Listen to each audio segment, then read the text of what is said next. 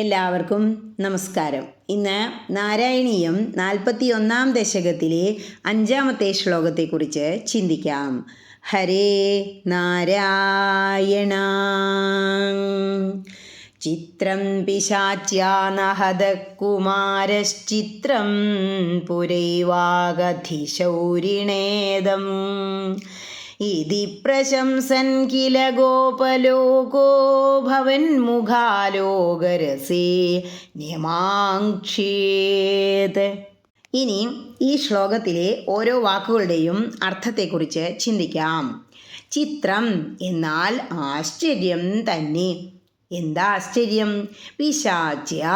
പിശാചായ അല്ലെങ്കിൽ രാക്ഷസിയായ, നഹത കൊല്ലാൻ കഴിഞ്ഞില്ല. ആരെ? ആ പൂതനയ്ക്ക്. ആരെ കൊല്ലാൻ കഴിഞ്ഞില്ല?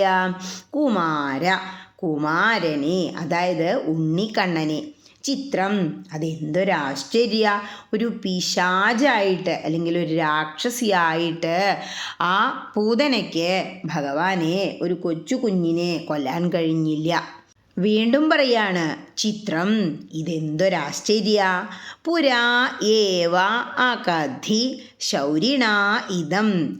പണ്ടേ തന്നെ പറഞ്ഞിട്ടുണ്ടല്ലോ. അതാണ് പുരാ ഏവ അകധി എന്നാൽ അർത്ഥം. ആരാ പറഞ്ഞത്? ശൗരിണ ഇദം, വസുദേവർ ഇത് പറഞ്ഞിട്ടുണ്ട്.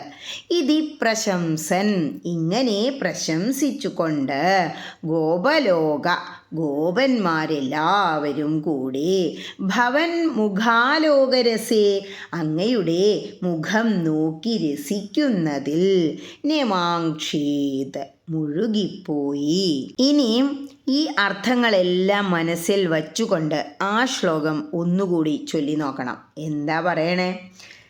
രാക്ഷസിയായ പൂതനയ്ക്കു പോലും കുമാരനെ ഹനിക്കാൻ കഴിയാത്തത് ആശ്ചര്യകരം തന്നെ. വസുദേവൻ ഈ ആപത്തുകളെ പണ്ടുതന്നെ മനസ്സിലാക്കിയതാണല്ലോ. അങ്ങനെയെല്ലാം പ്രശംസിക്കുന്ന ഗോപന്മാർ അങ്ങയുടെ മുഖദർശനം കൊണ്ടുണ്ടായ ആനന്ദത്തിൽ അങ്ങോട്ട് നിമഗ്നരായി. ഹരേ കൃഷ്ണ.